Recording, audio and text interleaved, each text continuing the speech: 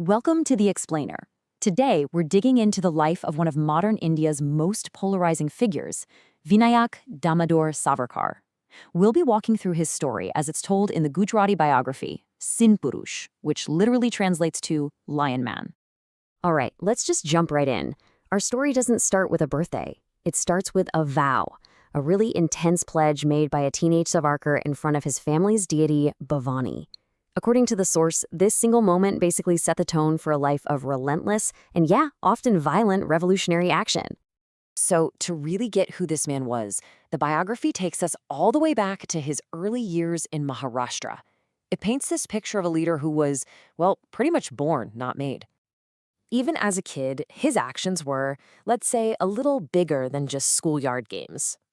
The source tells this story about how he got his friends together to take apart a rundown local mosque and used the stones to build a small temple for the god Ganesha. This one act, we're told, turned him into a local legend and earned him the nickname Bal Shivaji, or Young Shivaji. So, what turns a defiant kid into a full-blown revolutionary? Well, the biography points to a few key things. You've got the execution of the nationalist Chapekar brothers, which lit a fire in him.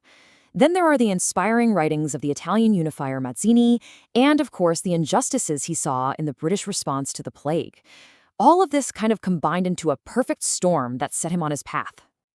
All right, so Savarkar leaves his hometown, first for Pune, and then all the way to London for his studies. And this is where, according to the biography, things really start to heat up. His revolutionary work just explodes, and he lands himself squarely in the crosshairs of the British Empire. And we're not just talking about writing pamphlets here. The source gives this incredible detail about his methods. He would apparently pack pistols into a box with a false bottom, cover them with food items, and then ship them to his network back in India. So he wasn't just talking about rebellion, he was actively arming it. Now, this next part sounds like something straight out of an action movie. His escape attempt at Marseille became this huge international incident. While he's being shipped back to India to stand trial, he makes this incredibly daring bid for freedom. He actually makes it to French soil. But then, get this, British authorities chase him down and recapture him, which was a major violation of French sovereignty. Well, that daring escape, it failed. And his recapture pretty much sealed his fate.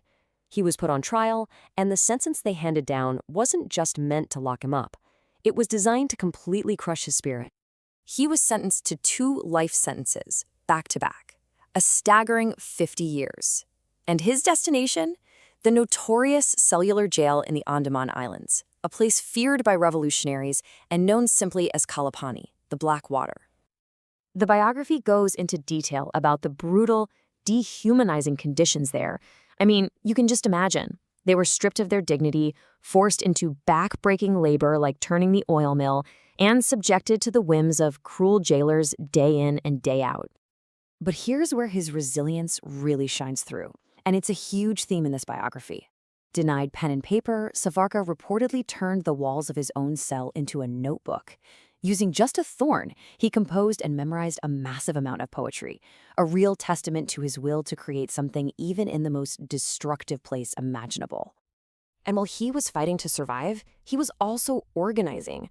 The source text highlights this practice he championed called shuddhi, or purification rituals, designed to bring inmates who had converted to other religions back into the Hindu fold. This became a really central and, controversial part of his prison strategy. Now, the biography makes a point to draw a very sharp contrast in how different religious groups were treated. It describes a system where Hindu prisoners faced immense pressure to convert, while Muslim prisoners were allegedly given better food and lighter work by the warders. In this telling, Savarkar becomes this unifier, a protector for the Hindu inmates. So after a grueling decade, a whole decade in the Andamans, Savarkar is finally moved back to the Indian mainland. But, he's not exactly a free man, not by a long shot. So he's released from prison, but then immediately confined to the district of Ratnagiri. And he's told, no politics for you. But Savarkar? He just redirects all that energy into a full frontal assault on what he saw as the deep-rooted social problems within Hindu society itself. And this is where we see a real pivot. The political revolutionary, he kind of becomes a social one. He campaigned hard against the caste system and untouchability, organizing community dinners where Brahmins and so-called untouchables would eat together, which was an absolutely radical act for that time. Okay, so in 1937, he's finally unconditionally free. And what does he do?